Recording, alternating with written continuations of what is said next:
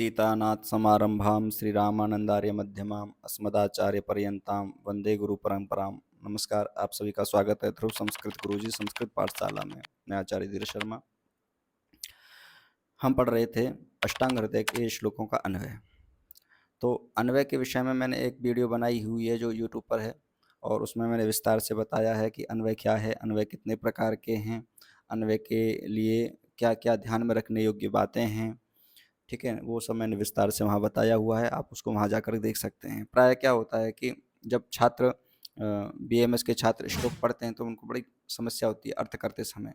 तो अर्थ करते समय जब समस्या होती है तो क्या करते हैं, वो श्लोक रट लेते हैं। श्लोक रट लिया साहब, और रटने के बाद में क्या होता है, जब परीक्षा का समय आता है और उसके बाद फिर क्लिनिकल जो समझने का समय आता है, उस समय उनको बड़ी समस्या का सामना करना पड़ता है, बड़े जटिल हो जाता है उनके लिए। तो श्लोक रटना अलग बात है, पर श्लोक को समझ करके रटना, याद करना, वो फिर बहुत समय के लिए बहुत अच्छा हो जाता है। ठीक है, तो अब हम जो श्लोक पढ़ेंगे वो समझेंगे, समझ करके याद करेंगे, फिर उसका अन्वय भी करेंगे। तो अन्वित श्लोक को पढ़ना और याद करना फिर वो पक्का हो जाता है जीवन भर के लिए, फिर उसको भूलते नहीं हैं। ठीक है ना। तो इसलिए हम अन्वय पढ़ेंगे, क्योंकि जो श्लोक का मुख्य अर्थ है वो हम तक पहुँचे, उसका माध्यम केवल श्लोक ही है। श्लोक जो होता है वो छंदोबद्ध होता है, तो छंद में मात्राएँ सुनिश्चित होती हैं, किस मात्रा में, किस छंद में कितनी मात्राएँ, उसी के हिसाब से फिर वहाँ पर पदों की स्थापना की जाती है। अब यहाँ पर ऐसा सुनिश्चित नहीं रहता कि पहले कर्तृपद को रखो, फिर कर्मपद को रखो, फिर क्रियापद को, कोई आवश्यकता नहीं है। छंद को दृष्टि में रखते हुए कौन-सा पद किस जगह सूटेबल हो रहा है, उसको ध्यान में रखते हुए हम पदों को रख देते हैं। तो वो एक पद्यात्मक तरीके से हम वहाँ पर जब स्थापित करते हैं, तब सही अर्थ समझने के लिए फिर हम उसको गद्यात्मक तरीके में उतारने के लिए, ताकि हम उसको गद्यात्मक तरीके से रखें और उसके सटीक अर्थ को समझें, उसके लिए हमको अन्वय की आवश्यकता पड़ती है। तो आज हम वही अष्टांग हृदय के श्लोकों का अन्वय पढ़ेंगे। यहाँ श्लोक संख्या 4 और 5 है। जो श्लोक संख्या 4 है उसके अंतिम 2 पाद, और श्लोक संख्या जो 5 है उसके प्रथम 2 पाद, इन दोनों का हम अन्वय करेंगे। तो अन्वय पहले श्लोक पढ़ेंगे, श्लोक पढ़ने के बाद फिर उनका पदच्छेद करेंगे, पदच्छेद करने के बाद फिर पद परिचय करेंगे, पद परिचय करने के बाद फिर उन पदों में कौन सी संधि हुई है, संधि और संधि सूत्रों के विषय में चर्चा करेंगे। उसके बाद में पदार्थबोध पर चर्चा करेंगे, उसके बाद फिर हम अन्वय करेंगे, समझ करके अन्वय करेंगे, फिर उसका अर्थ समझेंगे। ठीक है, चलो शुरू करते हैं। पर हाँ, शुरू करने से पहले सबसे पहले अपना पेन निकाल लें, अपनी कॉपी निकाल लें, अपनी पुस्तक खोल लें। अच्छे से समझना है, अपनी बात नोट करनी है, जो आपको लगता है कि ये बात नोट करने लायक वो नोट करनी है, अच्छे से ध्यान से पढ़ना है। चलो शुरू करते हैं शुरू से।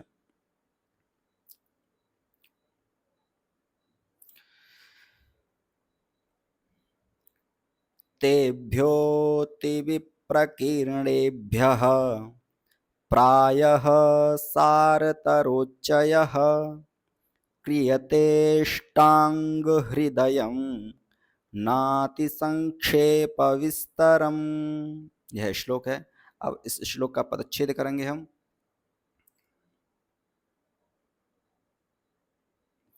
तेभ्यः अतिविप्रकीर्णेभ्यः प्रायः सारतरः उच्चयः क्रियते अष्टांग हृदयम न अति संक्षेप विस्तरम। यह इसका पदच्छेद है। पदच्छेद करने के बाद में अब इसका करेंगे हम पद परिचय। देखो भाई, श्लोक का अन्वय जब करते हैं तो उससे पूर्व में हमको संधि और कारक समास का अच्छे से बोध होना चाहिए। कम से कम संधि का तो बहुत ही अच्छे से बोध होना चाहिए, तभी हम पदों को अलग अलग कर सकते हैं और फिर उनके अर्थ को जानने का प्रयास कर सकते हैं। यदि आप पद के अर्थ, श्लोक के पदों को अलग अलग नहीं कर सकते, फिर अन्वय करना आप भूल जाइए, फिर नहीं कर सकते। इसलिए संधि बहुत जरूरी है। ठीक है, हमने यहाँ पर संधि और संधि सूत्रों का भी उल्लेख किया है, उन पर भी विचार करेंगे।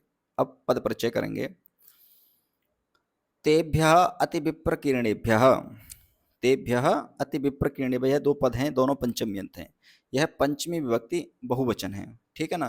तो तेभ्य और अति विप्रकीर्णेभ्यः, यह दोनों विशेषण के रूप में प्रयोग किए गए हैं, और यह नपुंसक लिंग है, क्योंकि तंत्र के लिए प्रयोग कर रहे हैं। अति विप्रकीर्णेभ्यः, कौन है अति विप्रकीर्ण, यानी अति विस्तृत कौन है, कौन है पहला हुआ, तंत्र ही है। तो तंत्र नपुंसक लिंग है, तंत्रम। ठीक है, नपुंसक लिंग है, तो इसलिए अति विप्रकीर्णम, उसका पंचमी व्यक्ति बहुवचन बनेगा अति विप्रकीर्णेभ्यः। और तेभ्य, तेभ्य भी क्या है, विशेषण है। अब इसको दो प्रकार से विशेषण समझ सकते हैं, एक तो फैले हुए तंत्रों के लिए अथवा अग्निवेशादि ऋषियों के लिए। तो अग्निवेशादि ऋषियों के द्वारा जो तंत्रों की रचना की थी उन्हीं से संबंध यहाँ करना है हमको, ठीक है। वो हम आगे विस्तार से डिटेल से ही समझते चलेंगे।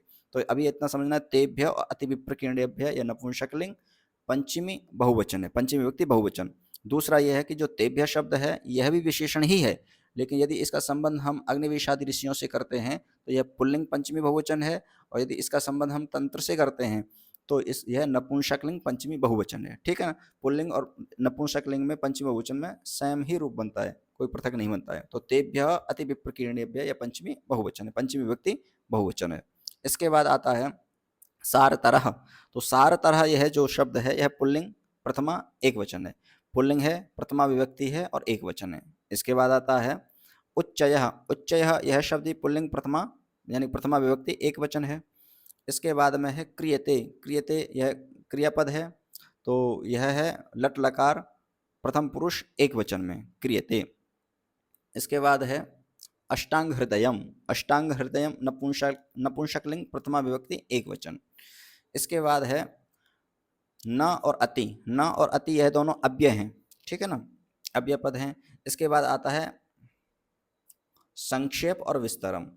तो संक्षेप और विस्तरम यह भी नपुंसकलिंग प्रथमा विभक्ति एक वचन है, ठीक है, दोनों ही नपुंसकलिंग हैं।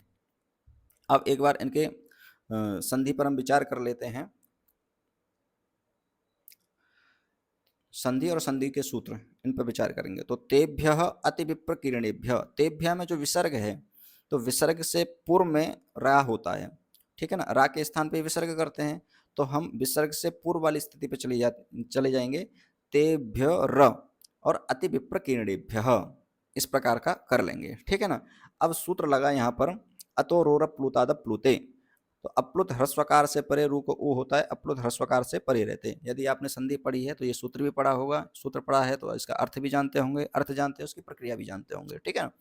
तो तेभ्य अति विप्रकीर्णेभ्य में तेभ्य र अति विप्रकीर्णेभ्य, यहाँ अतो रोर प्लुताद प्लुते से क्या हो जाएगा, रा के स्थान में ऊ हो जाएगा, क्योंकि अतो रोर प्लुताद प्लुते का अर्थ है अप्लुत ह्रस्वकार से परे रू को ऊ होता है, अप्लुत ह्रस्वकार के परे रहते। तो अप्लुत ह्रस्वकार है भा में अ, उससे परे रा है, और उससे परे अप्लुत ह्रस्वकार है अति विप्रकीर्णेभ्य का अ। तो रकार को कर देंगे हम क्या, उ, और आद गुणा से कर देंगे गुण, तो बन जाएगा तेभ्यो अति विप्रकीर्णेभ्य, ऐसा बन जाएगा। अब सूत्र लगा एंगा पदांतदति। एंगा पदांतदति से कर देंगे इसका पूर्व रूप, ठीक है ना, तो बन जाएगा तेभ्योति विप्रकीर्णेभ्य। चंपक पुष्प पुटवासन्याय खंडाकारो निवर्त से खंडाकार आ जाएगा, तो बन जाएगा तेभ्योति विप्रकीर्णेभ्य। इसमें कितने सूत्र लगे, पहला अतोरोर प्लुताद प्लुते, फिर आद गुणा, फिर एंगा पदांतदति से पूर्व रूप कर दिया।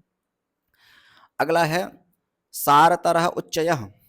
अब यहाँ पर देखो वही विसर्ग है, विसर्ग से पूर्व में स्थिति है रा की, तो सारतरर धन उच्चयः। अब यहाँ क्या करेंगे, सबसे पहले सस शुरू से रू करेंगे, रू तो आ ही जाता है, तो रू करने के बाद ही रा बचता है। उसके बाद में भो भगो अघो अपूर्वस्य योषि, उस रा के स्थान में इस सूत्र से कर देंगे यकार, तो बन जाएगा सारतर य धन उच्चयः। अब इसके बाद में लोपः साकल्य से यकार का लोप कर देंगे, तो बन जाएगा सारतर उच्चयः। अब आद गुणा से कर देंगे गुण, सारतरोच्चयः, इस प्रकार से बन जाएगा, ठीक है ना। इसके बाद में अगला पद आता है क्रियते अष्टांग हृदयम। एंगा पदांत तो आपने पढ़ा है, इससे पहले भी चर्चा की है हमने। तो यहाँ है क्रियते अष्टांग हृदयम, तो यहाँ पर एंगा पदांत, पदांत एंग से हर्षकार परे रहते पूर्व रूप होता है, तो पदांत क्या है, क्रियते यह पद है, पद के अंत में है ए, ता में ए, ये है पदांत एंग अंत है। इसके बाद में हर्षकार पर में है अष्टांग हृदय का आकार, इसको कर देंगे पूर्व रूप, तो बन जाएगा क्रियतेष्टांग हृदयम, ठीक है ना। एंगा बदंत से पूर्व करके क्रियतेष्टांग हृदय बन जाएगा। चंपक पुष्प पुटवासन्याय खंडाकारो निवर्तते से खंडाकार आ जाएगा, ये हो गया। अब इसके बाद में आता है ना अति संक्षेप। तो ना है और अति का आ है, दोनों में आकाशवर्णी दीर्घ से दीर्घ कर देंगे, तो बन जाएगा नाति संक्षेप विस्तरम। यह संधि और संधि सूत्र। तो देखो क्या है कि यदि आपने संधि पढ़ी है तो आपको कोई समस्या नहीं है समझने में, क्योंकि अब यहाँ पर उस प्रकार से तो बता नहीं सकते कि भाई जैसे संधि में पढ़ाते हैं एक एक सूत्र, एक एक स्थिति, एक एक स्थिति के बढ़ने के बाद फिर एक एक सूत्र। यहाँ संकेत कर रहे हैं क्योंकि आप यहाँ तक तभी पहुँचे हैं जब आपने संधि पढ़ ली है, आपने कारक पढ़ लिया है, आपने शब्द रूप धातु रूप पढ़ लिए हैं, आप समास पढ़ लिए हैं, तभी यहाँ तक पहुँचे हैं। इसका मतलब ये आप यदि यहाँ तक आ गए हैं, इसका मतलब ये सब पूरी चीज़ें आप पढ़ चुके हो, ठीक है ना। अब अगला चलते हैं। अब इसके बाद में हम करेंगे पदार्थ बोध, पद के अर्थ का बोध कि पद का अर्थ क्या है। तो यहाँ पर देखो फिर से तेभ्यः, ये सब विशेषण के रूप में प्रयोग किए, हमने शुरू में बताया तेभ्य अति विप्रकीर्णे ये दोनों विशेषण के रूप में प्रयोग किए गए हुए हैं। तो अग्निवेश आदि द्वारा रचे उन तंत्रों से, किन तंत्रों से, जो अति विप्रकीर्णेभ्य, जो अति विस्तृत हैं, ठीक है ना, उनसे प्रायः मतलब सामान्यतया सार तरोच्चय मतलब उत्तम सार का संग्रह करके मया मुझ बाघ भट्ट के द्वारा क्रियते रचा जाता है। क्या रचा जाता है? बोला अष्टांग हृदयम, अष्टांग हृदय नामक ग्रंथ। ना अति संक्षेप विस्तरम मतलब ना अति संक्षिप्त है एवं ना अति विस्तृत है। ये इन जो श्लोक में पद दिए गए हैं उन पदों का अर्थ है। अब इन पदों के अर्थ को एक गद्य में कैसे परिवर्तित करें, गद्य में परिवर्तित करने को ही हम कहते हैं अन्वय, क्योंकि पहले कर्तृपद फिर कर्मपद फिर क्रियापद, यही क्रम है अन्वय का। विशेषणम पुरस्कृत्य विशेष्यम तदनंतरम कर्तृ कर्म क्रियायुक्तम एतदन्वय लक्षणम, यही अन्वय का लक्षण है। हमने पहले जहाँ अन्वय के विषय में बताया है वहाँ पूरा हमने स्पष्ट तरीके से बताया है, बहुत विस्तार से बताया है। तो सबसे पहले देखेंगे कि क्रियापद क्या है, तो क्रियापद खोज लो, ठीक है ना। तो क्रियापद क्या है? क्रियते। क्रियते क्या क्रियते? बोले अष्टांग हृदयम क्रियते, अष्टांग हृदयम क्रियते, अष्टांग हृदय नामक ग्रंथ क्रियते मतलब रचा जा रहा है, बनाता हूँ। तो कौन बनाता है? तो आगे कह रहे हैं मया, मतलब मेरे द्वारा। मया से संबंध किसका है? बाघ भट्ट जी से। तो मया बाघ भट्टेन, मुझ बाघ भट्ट के द्वारा अष्टांग हृदयम क्रियते, अष्टांग हृदय नामक ग्रंथ की रचना की जाती है अथवा बनाया जाता है। तो अष्टांग हृदयम कीदृशम, तो कह रहे हैं कि नाति संक्षेप विस्तरम, नाति संक्षेप ना विस्तरम, इसका संबंध दोनों से कर देंगे, नाति संक्षिप्तम नाति विस्तरम, ना तो अत्यधिक संक्षिप्त है और ना ही अत्यधिक विस्तृत है। तो बन गया मया नाति संक्षेप विस्तरम अष्टांग हृदयम क्रियते। अच्छा, तो किस प्रकार का है वो, कैसे बनाया, कहाँ से बनाया, कहाँ से लिया? तो बोले तेभ्य अति विप्रकीर्णेभ्य, जो अग्निवेश आदि के द्वारा पृथक पृथक तंत्रों की रचना की हुई है, वो जो अति विस्तृत हैं, बड़े फैले हुए हैं, वहां से। तो तेभ्य अति विप्रकीर्णेभ्य फिर है प्रायः सामान्यतया सार तरोच्चय, उत्तम सार का संग्रह करके मया मुझ बाघ भट्ट के द्वारा अष्टांग हृदयम नाति संक्षेप विस्तरम, जो ना अति संक्षिप्त है ना ही अति विस्तृत है, इस प्रकार के अष्टांग हृदयम, अष्टांग हृदय नामक ग्रंथ को बनाया जाता है। यह हो गया आपका अन्वय, ठीक है ना, समझ में आ गया। इसके बाद में भावार्थ देखो कि अग्निवेश आदि ऋषियों, जो पहले श्लोक में हम चर्चा कर चुके हैं, उन्हीं के द्वारा पृथक पृथक तंत्रों की रचना की गई है। तो अग्निवेश आदि ऋषियों द्वारा निर्मित तंत्रों में अत्यधिक रूप से फैले हुए आयुर्वेद के उत्तम सार का संग्रह करके मैं बाघ भट्ट, मतलब मैं नहीं, जो बाघ भट्ट जी हैं, तो मया को बता रहे हैं कि मैं बाघ भट्ट ना अति संक्षिप्त ना ही अति विस्तृत, इस प्रकार के अष्टांग हृदय नामक ग्रंथ को बनाता हूँ। यह हो गया आपका इन 4 और 5, यानी कि चौथे श्लोक के अंतिम 2 पद और पंचम श्लोक के प्रथम 2 पद का अन्वय, ठीक है ना। इसी प्रकार से हम संपूर्ण अष्टांग हृदय के श्लोकों का अन्वय पढ़ेंगे, इसी प्रकार से हम उनको सबको कवर करेंगे और प्रतिदिन 1 या 2 अथवा 2 से अधिक वीडियो आपको यूट्यूब पर मिलेंगी इसकी। तो जुड़े रहिए ताकि कोई वीडियो आपसे या कोई श्लोक आपसे मिस ना हो जाए। धन्यवाद, फिर मिलते हैं नई वीडियो के साथ में।